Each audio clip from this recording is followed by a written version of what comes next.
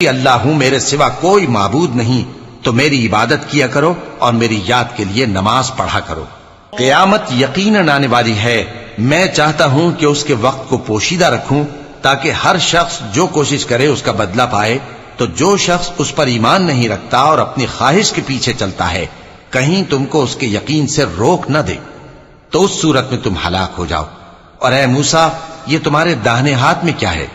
انہوں نے کہا، یہ میری لاٹھی ہے، اس پر میں ٹیک لگاتا ہوں اور اس سے اپنی بکریوں کے لیے پتے جھاڑتا ہوں، اور اس میں میرے اور بھی کئی فائدے ہیں۔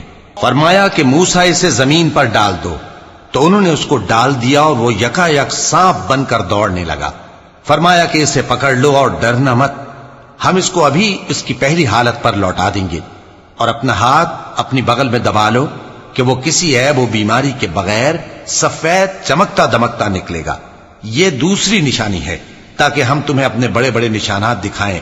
تم فرعون کے پاس جاؤ کہ وہ سرکش ہو رہا ہے۔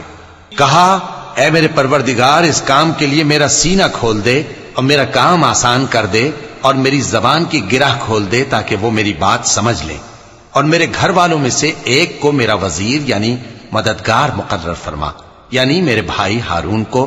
اس سے میری کمر کو مضبوط کر اور اسے میرے کام میں شریک کر، تاکہ ہم تیری بہت سی تسبیح کریں اور تجھے کثرت سے یاد کریں۔ تو ہم کو ہر حال میں دیکھ رہا ہے۔ فرمایا، موسیٰ، تمہاری دعا قبول کی گئی، اور ہم نے تم پر ایک بار اور بھی احسان کیا تھا جب ہم نے تمہاری والدہ کو الہام کیا تھا جو تمہیں بتایا جاتا ہے۔ وہ یہ تھا کہ اسے یعنی موسیٰ کو صندوق میں رکھو، پھر اس صندوق کو دریا میں ڈال دو، تو دریا اس کو کنارے پر ڈال دے گا، اور میرا اور اس کا دشمن اسے اٹھا لے گا۔ اور موسیٰ، میں نے تم پر اپنی طرف سے محبت ڈال دی، اور اس لیے کہ تم میرے سامنے پرورش پاؤ۔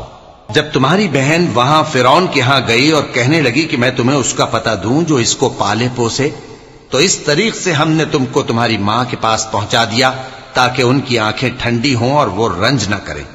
اور تم نے ایک شخص کو مار ڈالا تھا تو ہم نے تم کو غم سے نجات دی، اور ہم نے تمہاری کئی بار آزمائش کی، پھر تم کئی سال اہل مدینہ